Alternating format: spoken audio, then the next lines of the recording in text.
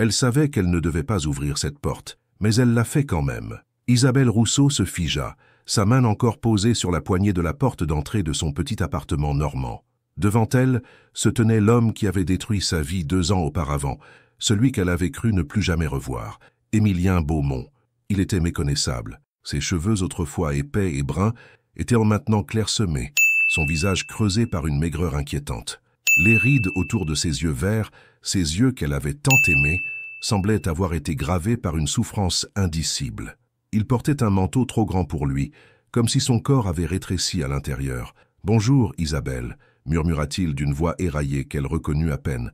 Elle aurait dû claquer la porte, elle aurait dû lui crier dessus, elle aurait dû faire n'importe quoi sauf rester là, pétrifiée, à contempler l'homme qui lui avait dit avec un détachement glacial « Je ne t'ai jamais vraiment aimé, Isabelle.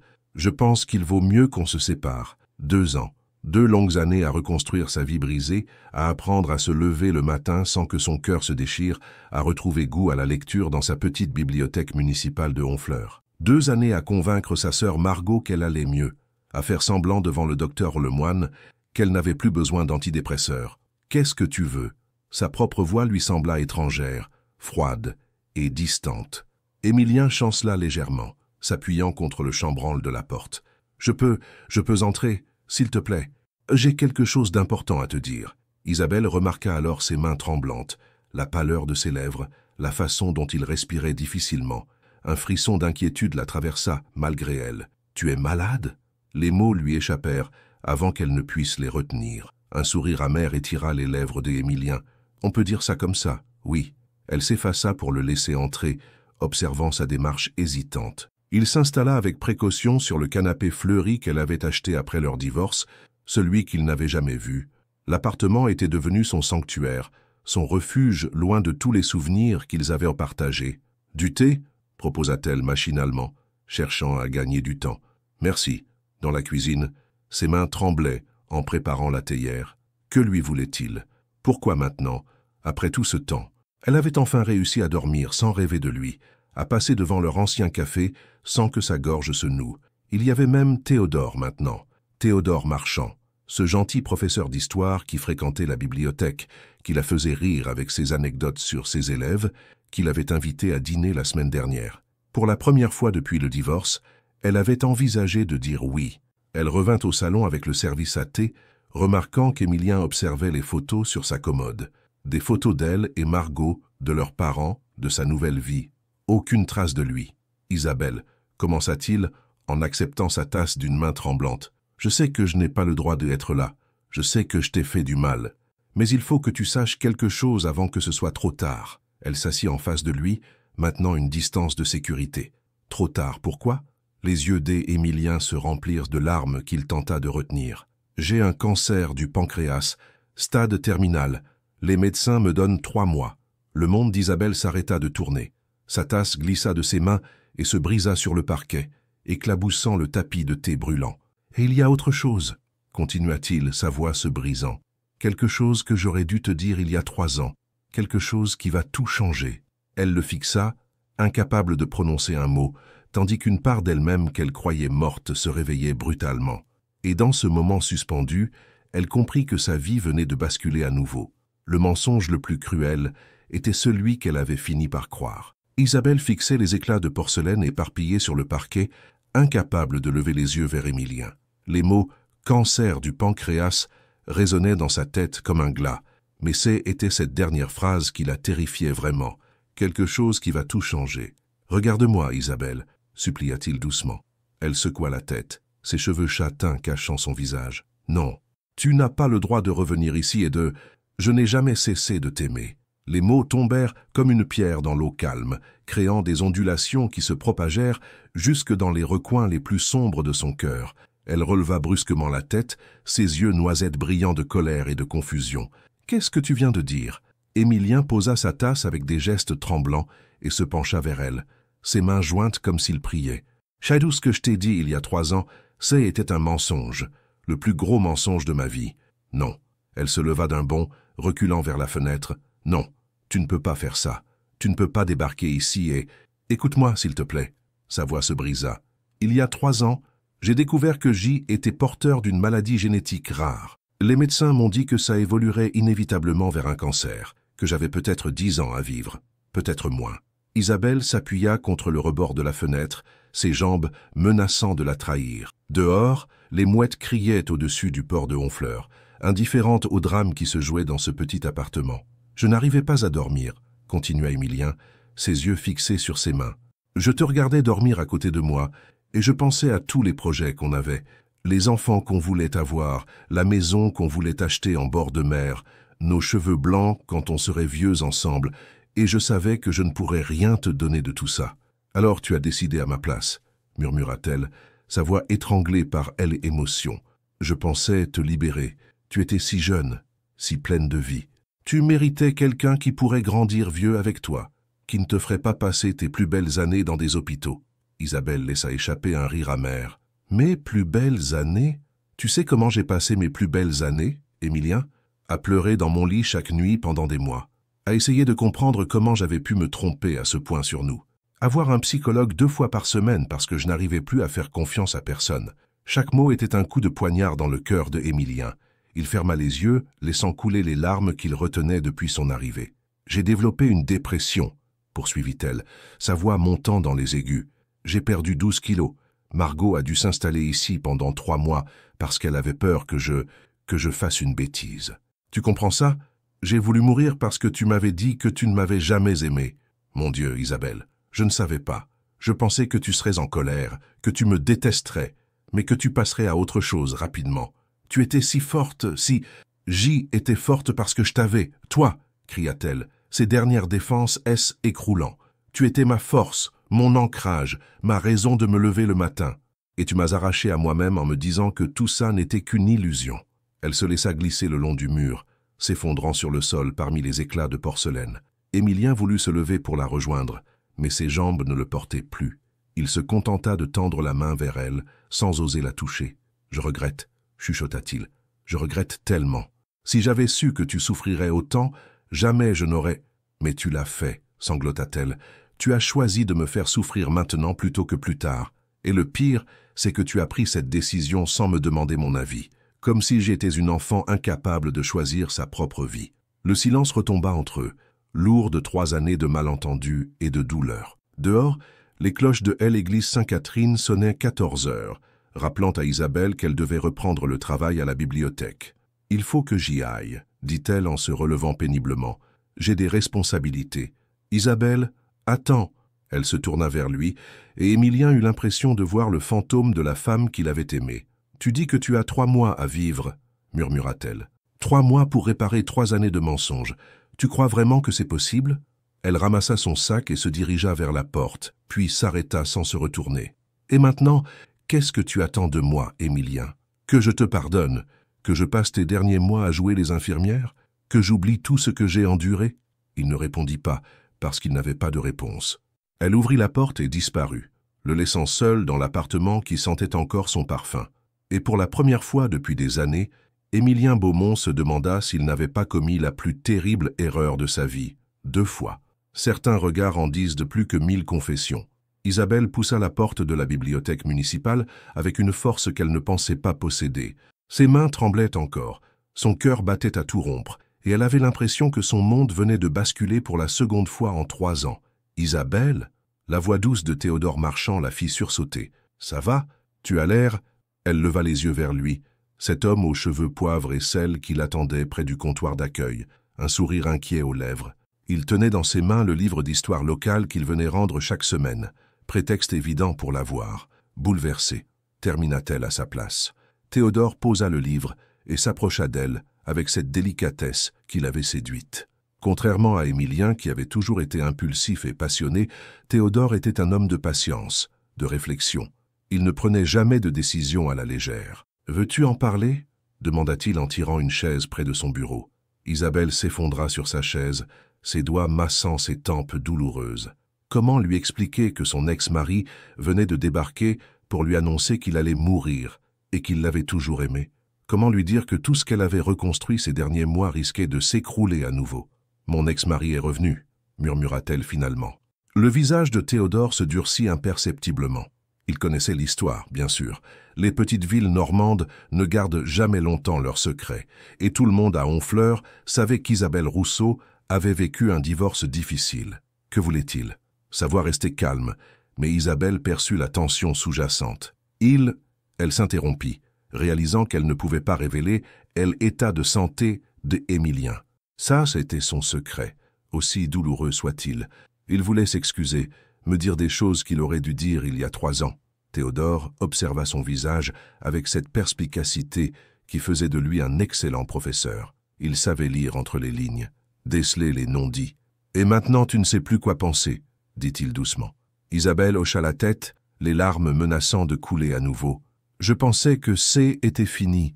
J'avais réussi à tourner la page, à envisager l'avenir différemment. Un avenir avec lui, pensa Théodore sans le dire. Il n'en avait jamais parlé ouvertement, mais ces derniers mois, quelque chose avait grandi entre eux. Une complicité, une tendresse, peut-être même les prémices d'un amour.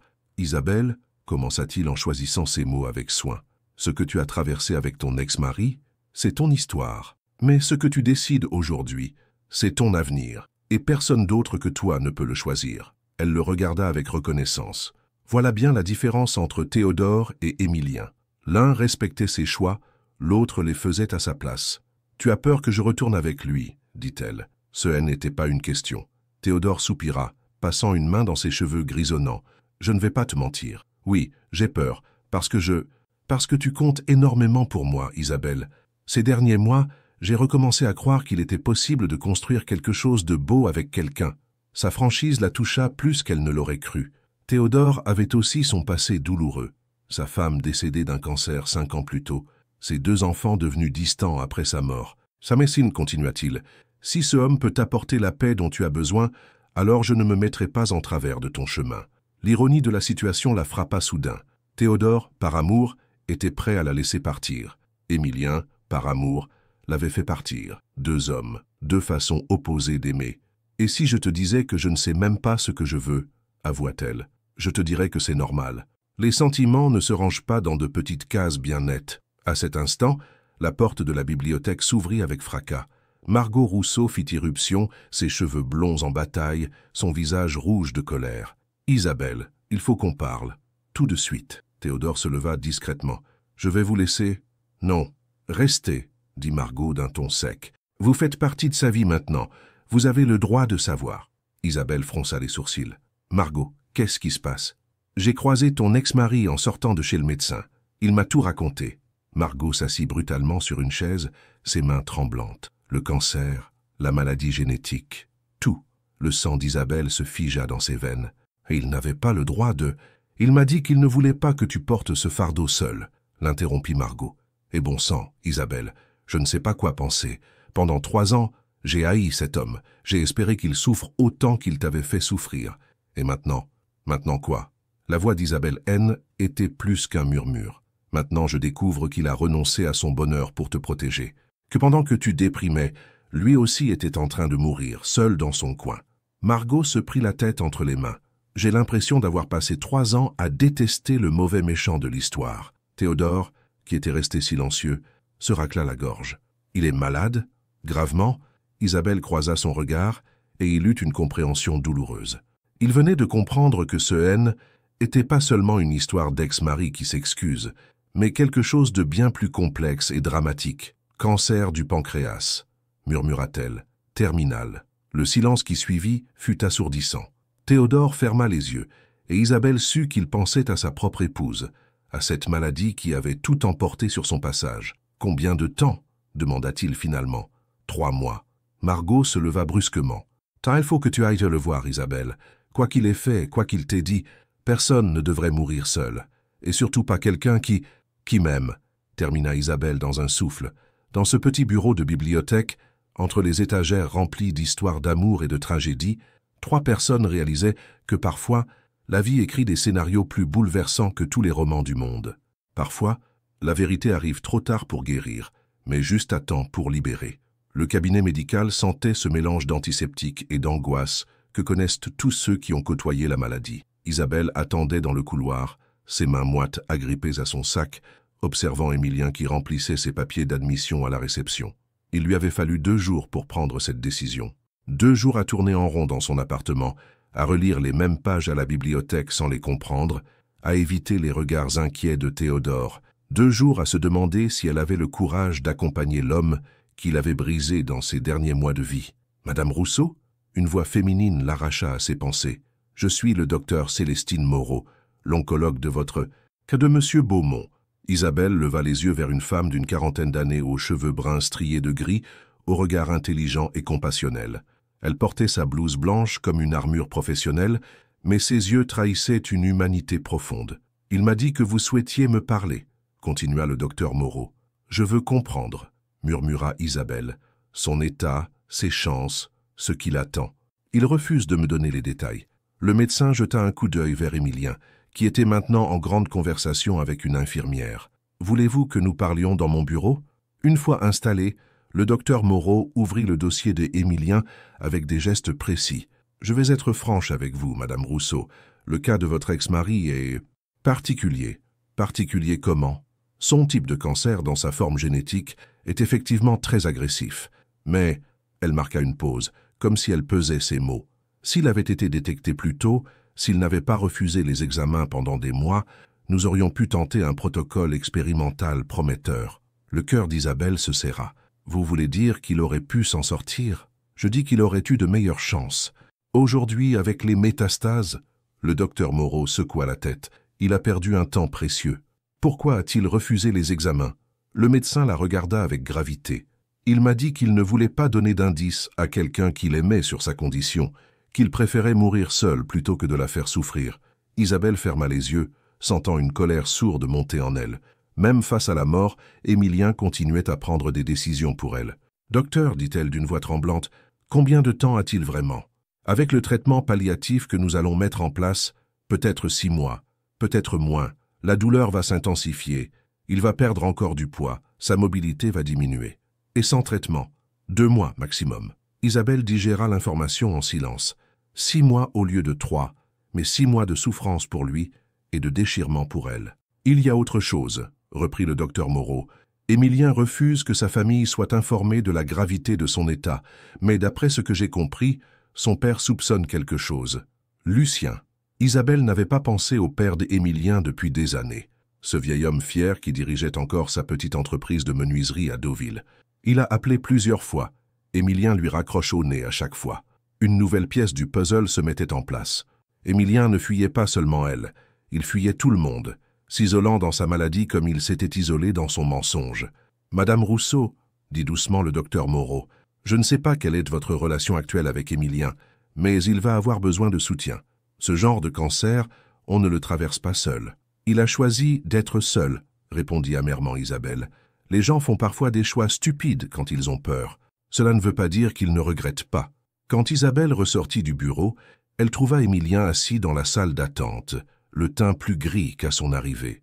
Il leva les yeux vers elle avec une expression coupable. « Tu lui as parlé, dit-il. » Ce haine n'était pas une question. « Tu as refusé les examens pendant des mois, » répondit-elle en s'asseyant à côté de lui. « Tu as peut-être gâché tes dernières chances de guérison à cause de ton stupide complexe du héros. » Émilien baissa la tête. « Je ne voulais pas que tu découvres par hasard, que tu te sentes obligé de... » « Obligé de quoi? De t'aimer? De te soutenir? De vivre ma vie comme je l'entends ?» Sa voix montait, attirant les regards des autres patients. « Tu réalises que tu continues à faire la même erreur? Tu décides encore à ma place, Isabelle. »« Non. » Elle se leva brusquement. « Tu veux savoir ce que je pense? Je pense que tu n'as pas renoncé à moi par noblesse. Tu as renoncé parce que tu avais peur. Peur de me voir te regarder différemment. Peur de paraître faible. Peur de dépendre de quelqu'un. » Les mots frappaient Émilien comme autant de gifles, parce qu'au fond de lui, il savait qu'elle avait raison. « Tu as peut-être raison, » murmura-t-il. « Mais maintenant, qu'est-ce qu'on fait ?» Isabelle le regarda longuement. Cet homme qu'elle avait aimé plus que sa propre vie, qu'il avait détruite en croyant la sauver, qui allait mourir dans quelques mois en emportant avec lui toutes les réponses qu'elle cherchait depuis 3 ans. « Maintenant, » dit-elle en prenant sa main tremblante dans la sienne, « on arrête de se mentir. Si tu veux que je reste, il faut que tu acceptes que ce soit mon choix. Et si je choisis de rester, il faut que tu me promettes de te battre. » Pour la première fois depuis des mois, Émilien esquissa un vrai sourire. « Je te le promets, » chuchota-t-il. Mais tous les deux savaient que certaines promesses arrivent trop tard pour changer le destin. Les fantômes du passé ont parfois besoin d'être exorcisés pour que l'avenir puisse naître. La petite maison de Lucien Beaumont à Deauville n'avait pas changé depuis la dernière visite d'Isabelle, 3 ans plus tôt. Même jardin soigneusement entretenu, même odeur de copeaux de bois qui s'échappait de l'atelier, même fauteuil en osier sur la terrasse où le vieil homme de 65 ans buvait son café matinal. Mais aujourd'hui, Lucien semblait avoir vieilli de 10 ans. « Isabelle ?» Il se leva péniblement, ses yeux bleus, identiques à ceux d'Émilien, exprimant un mélange de surprise et d'espoir. « Qu'est-ce que tu fais ici ?»« Il faut qu'on parle, Lucien. » À propos de Émilien. Le visage du vieil homme se ferma instantanément. Il se rassit lourdement, ses mains noueuses agrippant les accoudoirs de son fauteuil. « Il t'a dit, n'est-ce pas ?» Sa voix était rauque, chargée d'une émotion contenue. « Pour sa maladie. » Isabelle s'assit sur la chaise en face de lui, celle qu'elle occupait autrefois lors des déjeuners dominicaux quand elle était encore la belle-fille aimée de cette famille. « Depuis quand, tu sais ?» Lucien soupira profondément, son regard se perdant vers l'horizon où la mer de Normandie scintillait sous le soleil d'avril. Depuis le début, depuis qu'il a commencé à annuler nos rendez-vous, à éviter mes appels, à inventer des excuses pour ne pas venir dîner, il marqua une pause. Un père sait, Isabelle. Un père sent quand son enfant souffre. Alors pourquoi tu ne lui as rien dit? Parce que je l'ai reconnu. Les yeux de Lucien se remplirent de larmes qu'il tentait de retenir. J'ai reconnu la même fierté stupide, le même orgueil destructeur qui m'a fait perdre l'amour de ma vie. Isabelle fronça les sourcils. Ta femme est morte d'un accident de voiture quand Émilien avait 12 ans. Mathilde N n'était pas ma femme, murmura Lucien. C était quelqu'un d'autre, quelqu'un que j'ai aimé avant elle, quelqu'un que j'ai laissé partir par orgueil. Cette révélation frappa Isabelle comme une gifle. Lucien, cet homme qu'elle avait toujours connu comme un veuf fidèle à la mémoire de sa défunte épouse, avait eu un autre grand amour. « Raconte-moi », dit-elle doucement. Lucien ferma les yeux, comme s'il se préparait à rouvrir une blessure jamais vraiment cicatrisée. Elle s'appelait Victoire. Nous avions 22 ans, nous étions fiancés. Mais J était menuisier. Elle venait d'une famille bourgeoise de Caen. Ses parents nous avaient interdit de nous marier. Il s'interrompit, sa respiration devenant laborieuse. Un jour, elle est venue me voir. Elle était enceinte. Le cœur d'Isabelle se serra. De toi? Bien sûr que de moi. Mais ses parents. Ils lui ont fait croire que j'y étais au courant, que j'avais choisi de l'abandonner plutôt que d'assumer mes responsabilités. Sa voix se brisa. Ils lui ont dit que j'avais accepté de l'argent pour disparaître. Et tu ne t'es jamais défendue? Par orgueil, Isabelle, par stupide orgueil. J était tellement blessée qu'elle ait pu croire ça de moi que je n'ai rien dit. Je l'ai laissée partir en pensant qu'elle comprendrait bien assez tôt que ses parents mentaient, mais elle ne l'a jamais su. Non, elle a épousé un homme de son milieu, a élevé notre enfant en lui donnant un autre nom. Et moi, j'ai rencontré Mathilde quelques années plus tard. Je me suis marié par dépit. J'ai eu Émilien. Il leva les yeux vers Isabelle. Tu comprends maintenant pourquoi je reconnais les symptômes? Mon fils fait exactement la même erreur que moi. Il sacrifie son bonheur par fierté mal placée. Mais toi, tu as eu une seconde chance avec Mathilde. Mathilde était une femme bien, et j'ai appris à l'aimer. Mais elle n'était pas Victoire, et Émilien le savait. Même enfant, il sentait que quelque chose manquait dans notre foyer. Isabelle digérait ces révélations en silence. Tout s'éclairait. La tendance de Émilien à tout porter sur ses épaules, sa difficulté à faire confiance, sa conviction qu'il valait mieux souffrir seul que de faire souffrir les autres. « Lucien, il faut que tu lui parles. Il faut que tu lui dises tout ça. Oh, tu crois qu'il m'écoutera ?» Il refuse même de répondre à mes appels depuis des semaines. Il m'écoute maintenant. Du moins, il essaie. Isabelle se pencha vers lui. Mais il a besoin de comprendre d'où vient cette habitude de tout sacrifier par amour. Il a besoin de savoir qu'il répète un schéma. Lucien la regarda longuement, et pour la première fois depuis des années, un sourire triste éclaira son visage. « Tu sais quoi, Isabelle? Victoire te ressemblait. Même détermination, même force de caractère, même façon de ne pas se laisser marcher sur les pieds. Qu'est-ce qui lui est arrivé? Elle est morte il y a 10 ans, cancer du sein. J'ai appris sa mort par les journaux locaux. » Il marqua une pause. « Notre enfant, notre fille, elle s'appelle Juliette, elle vit à Paris, elle est avocate. Elle ne sait pas que j'existe. » Le silence retomba entre eux, lourd de tous ces secrets de famille qui se transmettent de génération en génération comme autant de malédictions. « Lucien, dit finalement Isabelle, Et si on cassait le cycle? Et si, pour une fois, on choisissait la vérité plutôt que la fierté? Le vieil homme hocha lentement la tête. Tu as raison. Et il est temps que père et fils arrêtent de se mentir. Il se leva, disparut dans la maison et revint avec un petit carnet de cuir usé. L'adresse de Juliette, expliqua-t-il en le lui tendant. Si jamais Émilien voulait rencontrer sa demi-sœur avant de... Il ne termina pas sa phrase, mais Isabelle comprit. Dans cette famille d'hommes taiseux, il était temps que les mots remplacent enfin les silences. Et peut-être, songea-t-elle en serrant le carnet contre son cœur, était-il encore temps de réparer ce qui pouvait l'être. Il faut parfois accepter de perdre une bataille pour gagner la guerre du cœur. Théodore referma doucement la porte de sa classe après le départ de ses derniers élèves de terminale. Dehors, la pluie d'avril tambourinait contre les fenêtres du lycée, créant cette mélancolie si caractéristique de la Normandie. Il rassembla ses copies, mais ses gestes étaient mécaniques, son esprit ailleurs. Cela faisait une semaine qu'Isabelle l'évitait. Oh, elle était polie quand il passait à la bibliothèque. Elle lui souriait même, de ce sourire contraint qu'on réserve aux connaissances qu'on ne veut pas blesser. Mais il n'était plus question de ces longues conversations sur l'histoire locale, de ces regards complices échangés au-dessus d'un livre, de ces silences confortables qui en disaient plus que tous les mots. Théodore savait reconnaître les signes. Sa propre femme était comportée ainsi avant de lui annoncer sa maladie. Cette distance soudaine, cette façon de le ménager, de le préparer à une séparation qu'elle savait inévitable. Il enfila son imperméable et quitta le lycée, ses pas le menant naturellement vers le port de Honfleur. Marcher l'aidait à réfléchir, et ce soir, il avait besoin de clarté. « Monsieur Marchand ?» Il se retourna pour découvrir Margot Rousseau qui courait vers lui sous la pluie, ses cheveux blonds trempés, l'air déterminé qui lui connaissait bien pour l'avoir eu comme élève quelques années plus tôt. « Margot, que fais-tu dehors par ce temps? Je vous cherchais. » Elle reprit son souffle, essuyant les gouttes de pluie sur son visage. « Il faut qu'on parle, à propos d'Isabelle. » Théodore soupira. Ilès était douté que cette conversation arriverait tôt ou tard. « Allons nous abriter, » dit-il en l'entraînant vers le petit café du port. Une fois installée devant 2 chocolats chauds fumants, Margot alla droit au but, comme elle en avait l'habitude depuis l'adolescence. « Vous allez abandonner, n'est-ce pas? De quoi parles-tu? Ne me prenez pas pour une idiote, monsieur Marchand. Je vois bien comment vous regardez ma sœur depuis des mois. Et je vois aussi comment vous l'évitez depuis qu'Émilien est revenu. » Théodore tourna sa cuillère dans son chocolat, cherchant ses mots. Face aux élèves, il avait toujours su quoi dire, mais cette conversation touchait à des sentiments qu'il avait du mal à exprimer. « Margot, ta sœur et son ex-mari ont une histoire compliquée.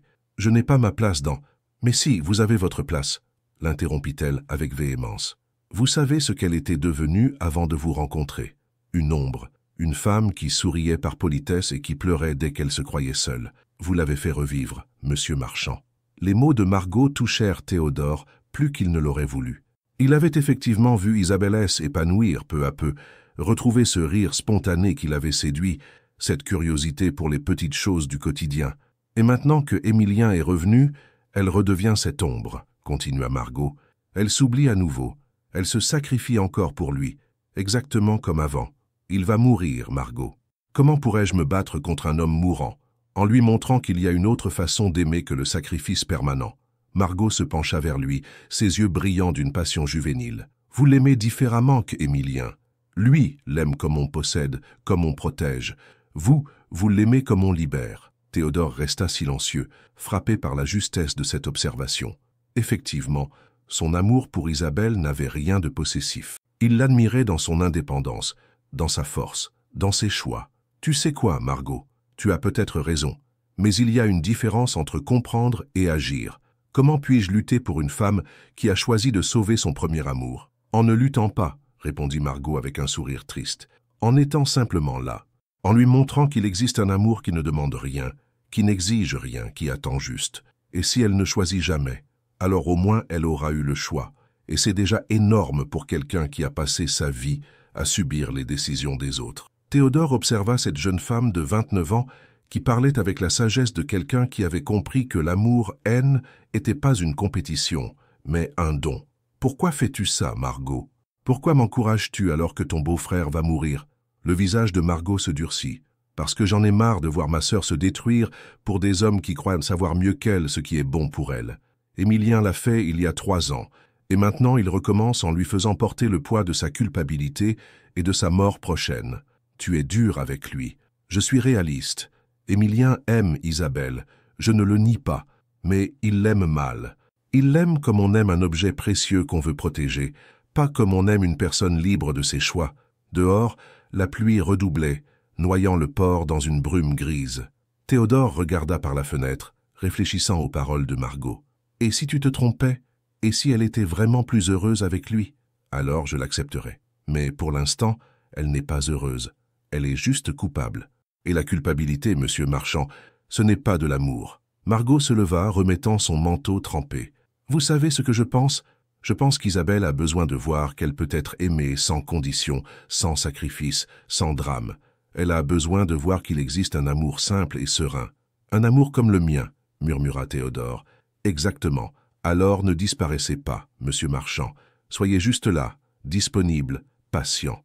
Et laissez-la choisir en connaissance de cause. » Après le départ de Margot, Théodore resta longtemps assis dans le café, regardant la pluie s'abattre sur le port. Pour la première fois depuis une semaine, il se sentait en paix avec sa décision. Il n'allait pas se battre contre Émilien. Il allait simplement continuer à aimer Isabelle à sa façon, sans condition, sans ultimatum, sans sacrifice dramatique. Et peut-être que était exactement ce dont elle avait besoin pour enfin comprendre qu'on pouvait être aimé sans être sauvé. Certaines rencontres changent le cours d'une vie en l'espace d'une conversation. Le TGV filait vers Paris sous un ciel d'avril capricieux, emportant Isabelle vers une rencontre qu'elle n'avait jamais imaginée. Dans son sac, le carnet de cuir de Lucien pesait comme un secret trop lourd à porter. À côté d'elle, Émilien dormait, épuisé par sa dernière séance de chimiothérapie, sa main amaigrie reposant dans la sienne. 2 semaines s'étaient écoulées depuis leur réconciliation fragile, 2 semaines de hauts et de bas, de moments de tendresse retrouvés et de silence chargés de non-dits. Émilien s'accrochait au traitement avec une détermination farouche, comme s'il cherchait à racheter le temps perdu. Mais Isabelle voyait bien que chaque séance l'affaiblissait un peu plus. L'idée de contacter Juliette était venue d'elle. Face au refus obstiné de Émilien de parler à son père, elle avait pris l'initiative. « Tu as une demi-sœur », lui avait-elle annoncé un matin, en lui tendant le carnet de Lucien, « et elle ne sait pas que tu existes. » Le choc avait été brutal. Émilien avait d'abord refusé, puis elle s'était emportée contre son père qui avait gardé ce secret pendant des décennies. Mais la curiosité avait fini par l'emporter. Qui était cette femme qui partageait son sang? Ressemblait-elle à leur père? Avait-elle hérité de ses mains d'artisan ou de son caractère têtu? Maître Juliette Moreau-Dupont les reçut dans son cabinet d'avocat du 7e arrondissement, un élégant appartement haussmannien transformé en bureau. Grande, brune, avec les yeux bleus caractéristiques des Beaumont, elle portait ses 43 ans avec une élégance naturelle qui rappelait effectivement Victoire, d'après les descriptions de Lucien. « Je dois avouer que votre appel m'a beaucoup troublé, » dit-elle en leur servant le thé dans de délicates tasses de porcelaine. « Découvrir qu'on a un demi-frère à 43 ans. » Émilien l'observait avec fascination, cherchant des ressemblances, des échos familiaux. Il y avait quelque chose dans sa façon de pencher la tête quand elle réfléchissait qui lui rappelait Lucien. « Notre père ne savait pas comment vous approcher, » expliqua Isabelle. « Il a cru bien faire en respectant la distance. »« Typique », murmura Juliette avec un sourire amer. « Ma mère m'a toujours dit que mon père biologique était un lâche qui avait fui ses responsabilités. Mais au fond de moi, j'ai toujours espéré qu'il y avait une autre version de l'histoire. »« Il y en a une, » dit doucement Émilien, « et elle est très différente de celle qu'on vous a racontée. » Pendant l'heure qui suivit, ils reconstituèrent ensemble le puzzle de cette histoire familiale brisée. Juliette apprit comment ses grands-parents maternels avaient manipulé la situation, comment Lucien avait été tenu à l'écart, comment l'orgueil et les malentendus avaient privé 3 générations d'une famille unie. « Vous savez, » dit Juliette en essuyant discrètement ses yeux, « j'ai toujours eu l'impression qu'il me manquait quelque chose. Mon père adoptif était un homme bien, mais il y avait cette question qui me hantait. Pourquoi mon vrai père ne m'avait-il jamais cherché? »« Il vous cherchait, » répondit Émilien. « À sa façon, il collectionnait tous les articles de journaux qui parlèrent de vos victoires au barreau. Il avait même un dossier avec vos photos. » Juliette sourit à travers ses larmes. « Un dossier?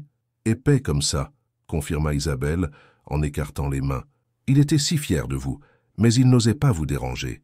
Et maintenant, comment va-t-il » Émilien et Isabelle échangèrent un regard. Comment expliquer que Lucien vieillissait seul dans sa maison de Deauville, rongé par les remords et la culpabilité?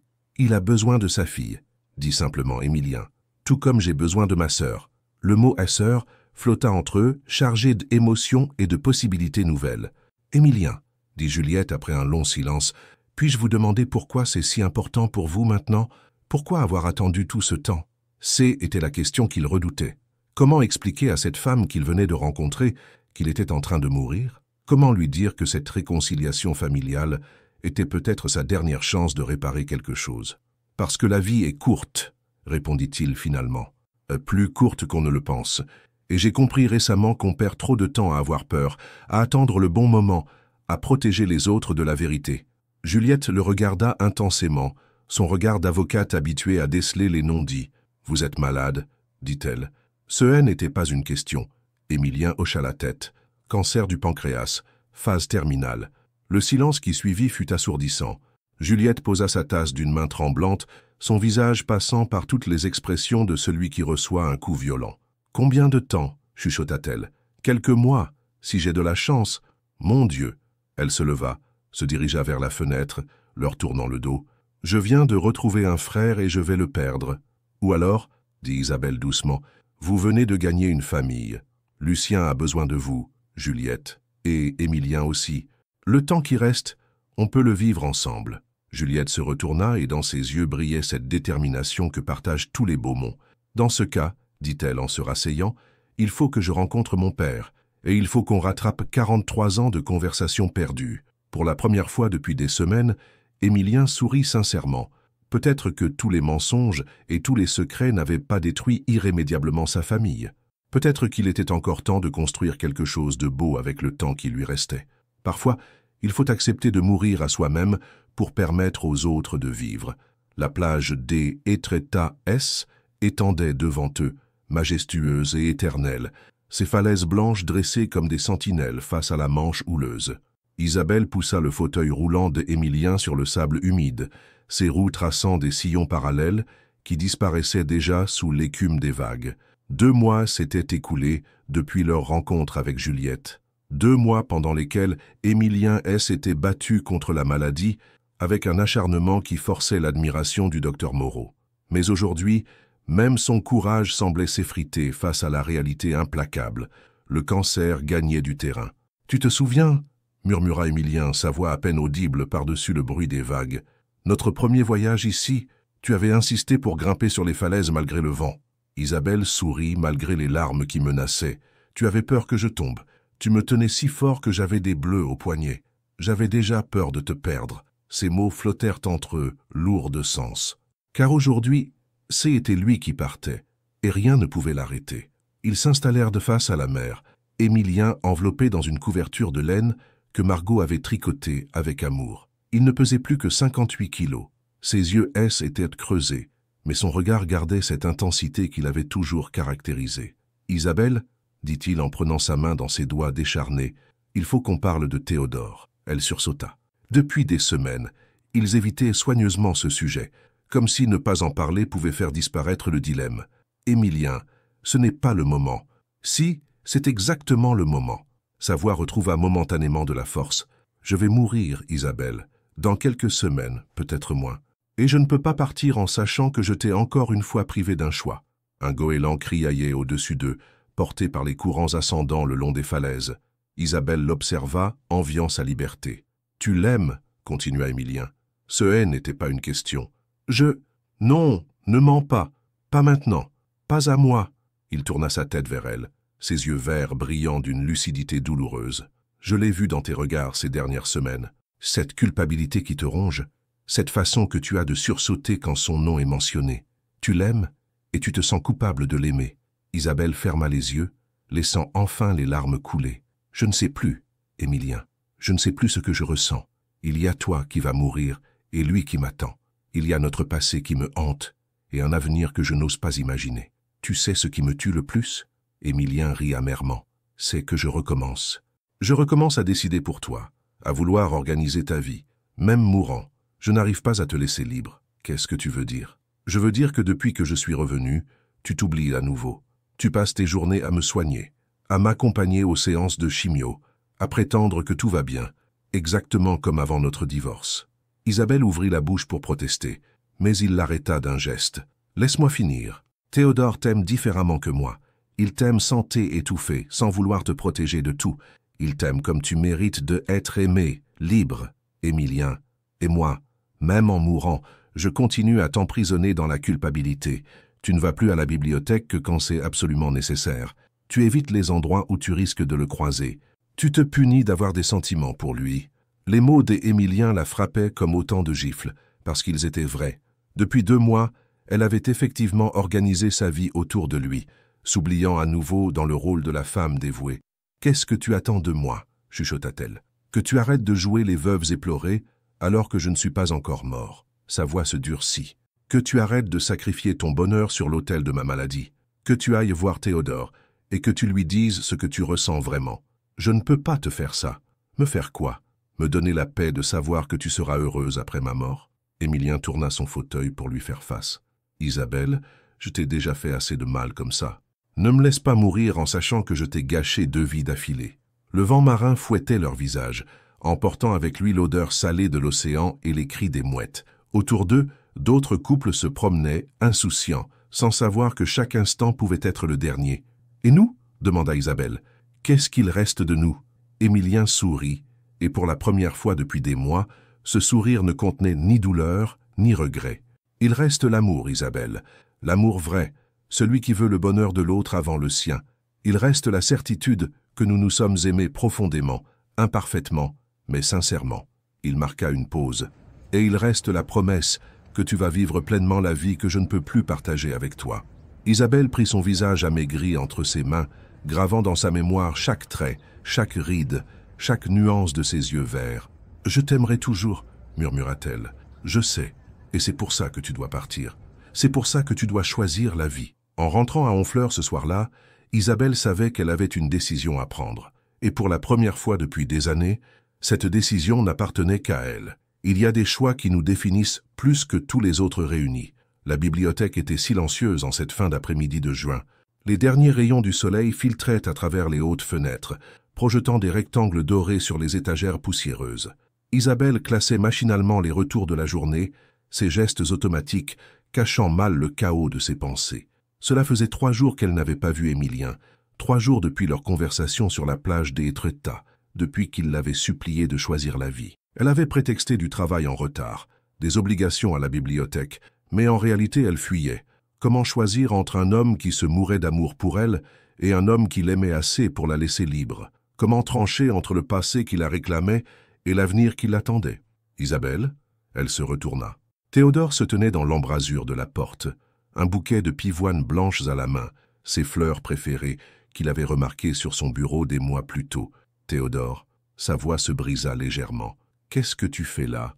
Je viens te proposer quelque chose, » dit-il en s'approchant lentement, comme on approche un animal blessé. « Un choix. » Il posa les fleurs sur son bureau et la regarda droit dans les yeux, ses yeux noisettes qu'il avait appris à lire comme un livre ouvert. « Je pars » annonça-t-il simplement. « Tu pars ?» Le cœur d'Isabelle fit un bond dans sa poitrine. Elle, Éducation nationale, me propose un poste à Strasbourg, proviseur adjoint dans un lycée international. C'est une belle opportunité. Il marqua une pause. « Je pars dans 15 jours. » Isabelle s'effondra sur sa chaise, les jambes coupées. « Mais pourquoi ?»« Parce que je t'aime, Isabelle, et parce que je vois bien que ma présence ici te déchire. » Théodore s'assit en face d'elle, ses mains posées à plat sur le bureau. « Tu passes ton temps à culpabiliser d'avoir des sentiments pour moi pendant qu'Émilien se bat contre la mort. Tu t'interdis d'être heureuse par loyauté envers lui. Ce n'est pas. Si, c'est exactement ça. » Sa voix restait douce, mais ferme. « Et je ne peux pas accepter d'être la source de ta culpabilité. Je t'aime trop pour ça. » Les larmes coulaient, maintenant librement sur les joues d'Isabelle. « Tu n'as pas le droit de partir. Tu n'as pas le droit de prendre cette décision pour moi. »« Je ne prends pas de décision pour toi, » répondit Théodore avec un sourire triste. « Je te donne un choix clair. Soit tu me demandes de rester et j'annule tout. Soit tu me laisses partir et tu pourras te consacrer entièrement à Émilien sans avoir l'impression de me trahir. C'est du chantage. Non, c'est de l'amour. Du vrai amour, celui qui libère au lieu d'enchaîner. » Isabelle se leva brusquement, faisant tomber une pile de livres. « Vous êtes tous les deux impossibles. Émilien qui veut que j'aille vers toi, Toi qui veux partir pour me libérer. Personne ne me demande ce que moi je veux. Alors dis-le-moi, dit Théodore en se levant à son tour. Dis-moi ce que tu veux, Isabelle. Vraiment. Elle le regarda. Cet homme patient et tendre qui l'avait aidé à renaître, qui avait su attendre sans rien exiger, qui l'aimait sans la posséder.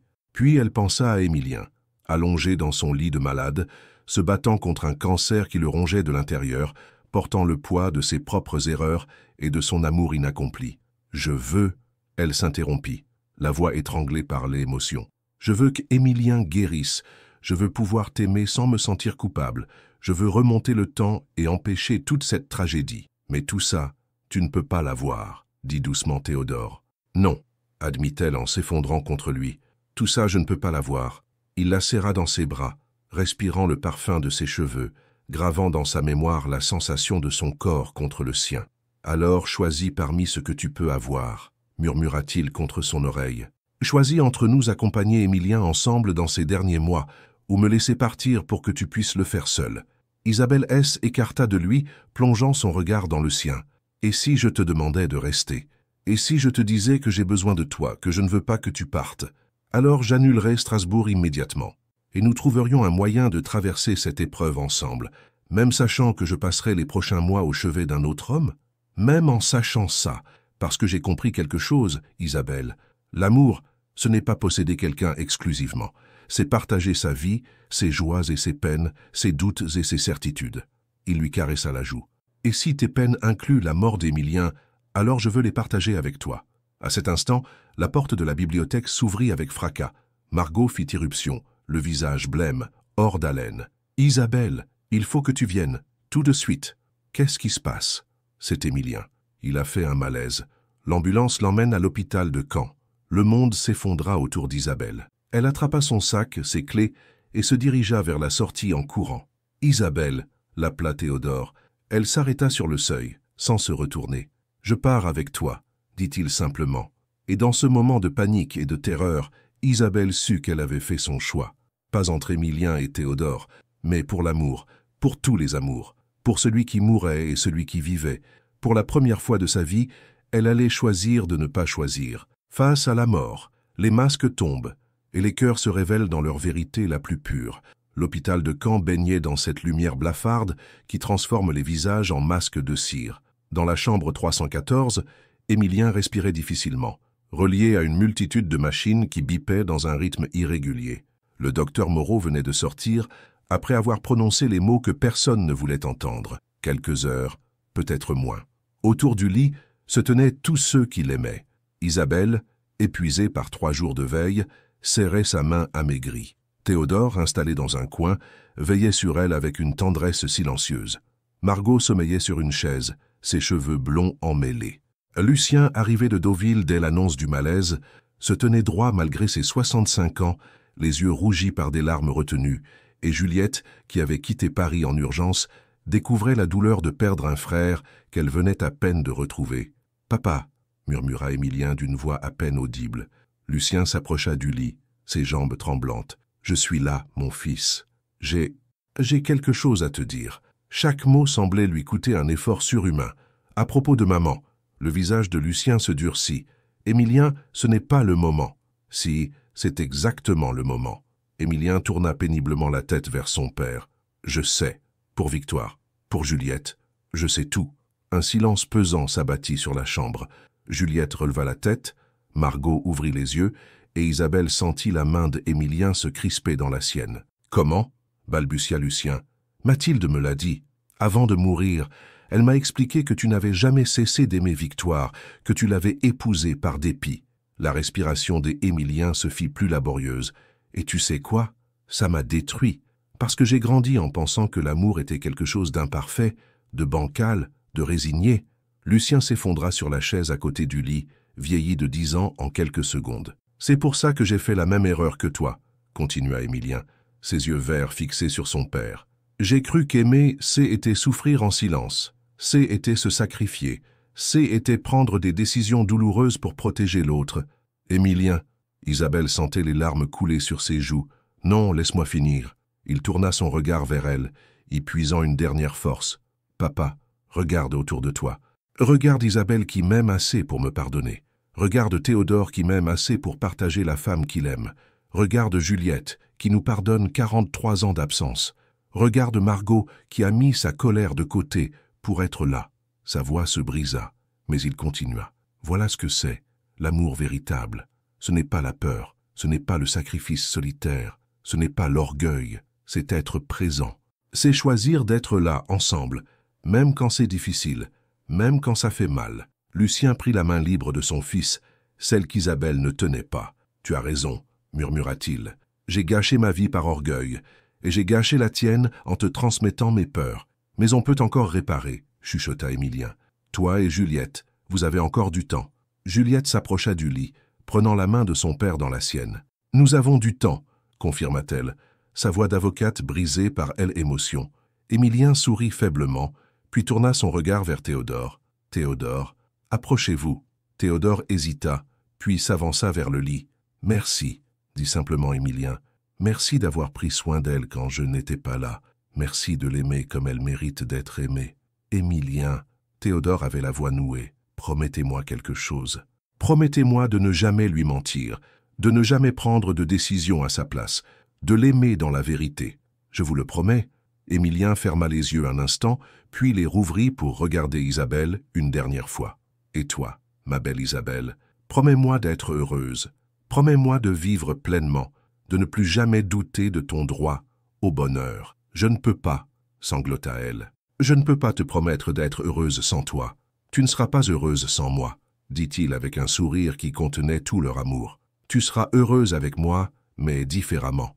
Tu seras heureuse en te souvenant de nous, en aimant les autres, en continuant à vivre cette vie magnifique que tu mérites. » Les bips des machines se faisaient plus espacés.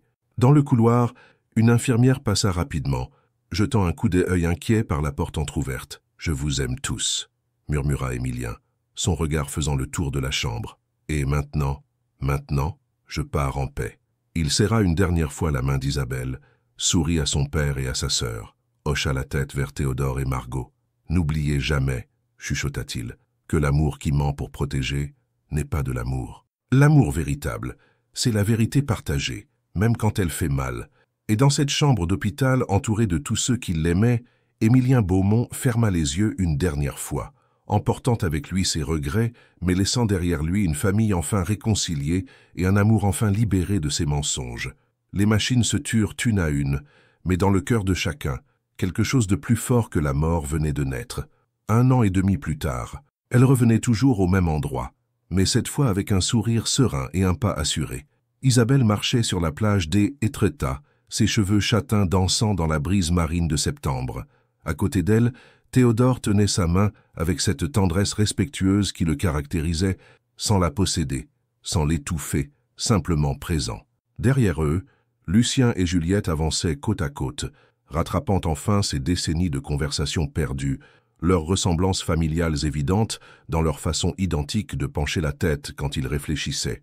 Margot courait sur le sable avec les jumeaux de Juliette, ses neveux de 8 ans qu'elle découvrait pour la première fois, leur rire cristallin se mêlant aux cris des mouettes.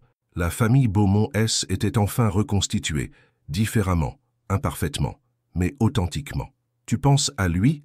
demanda doucement Théodore, remarquant le regard d'Isabelle fixé sur l'horizon. « Toujours, » répondit-elle sans tristesse. « Ça m'est différemment maintenant. » Elle porta sa main à son cou, effleurant discrètement la fine chaîne dorée qu'elle ne quittait jamais, un cadeau d'Émilien pour leur premier anniversaire de mariage qu'elle avait retrouvé dans ses affaires après sa mort. « Il me manque, » continua-t-elle, « mais je ne me sens plus coupable d'être heureuse.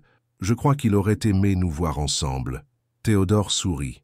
Leur amour s'était construit lentement, patiemment, sans passion dévorante mais avec une complicité profonde et sereine. Ils s'étaient mariés 6 mois plus tôt, dans une cérémonie simple à la mairie de Honfleur, avec pour seul témoin cette famille recomposée qui avait appris que l'amour pouvait prendre 1000 formes différentes. « Regarde, » dit Isabelle, en pointant du doigt vers le petit café du port. Lucien apprend enfin à Juliette à faire des nœuds marins. Effectivement, le vieil homme et sa fille étaient assis sur la terrasse, penchés sur une corde, leurs gestes identiques révélant cette transmission tardive mais précieuse des gestes familiaux. « Elle va rester combien de temps cette fois ?» demanda Théodore. « 2 semaines. Elle a pris ses premières vraies vacances depuis 10 ans. » Isabelle sourit. et elle réfléchit à ouvrir un cabinet ici, en Normandie.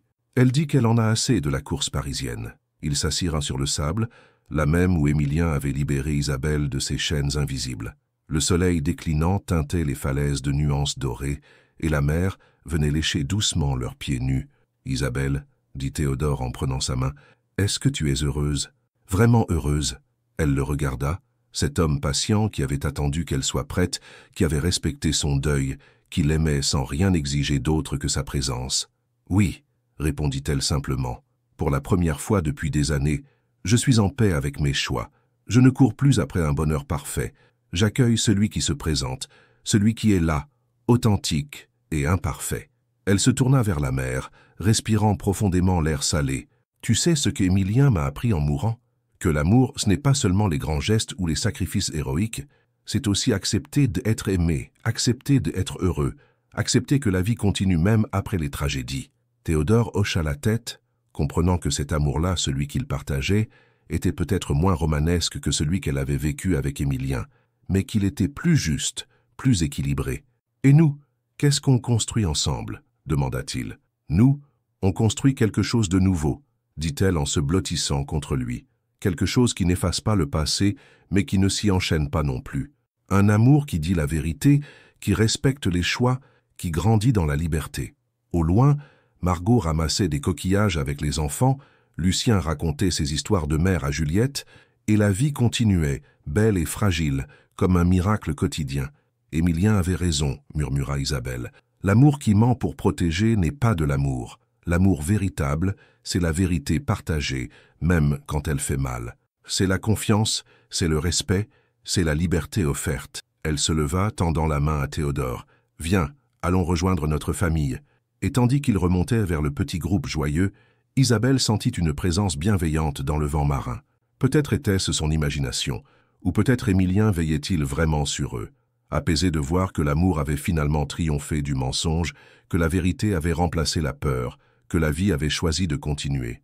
Dans le ciel normand, les nuages formèrent des arabesques dorées, et quelque part dans cette beauté éphémère, tous les amours se réconciliaient. Celui qui était parti et celui qui demeurait, celui qui avait souffert et celui qui guérissait, celui qui avait menti et celui qui disait vrai. L'amour, simplement l'amour, dans toute sa complexité humaine et sa beauté imparfaite. Et vous, auriez-vous eu le courage d'aimer ainsi, de choisir la vérité même quand elle fait mal, de libérer quelqu'un par amour plutôt que de le retenir par peur? Votre participation au canal est très importante. S'il vous plaît, laissez votre opinion dans les commentaires. Merci d'avoir regardé. Vos réactions sont très importantes pour notre travail. Laissez-nous un commentaire pour nous dire ce que vous pensez et d'où vous regardez. N'oubliez pas de vous abonner à la chaîne et d'activer les notifications pour ne rien manquer.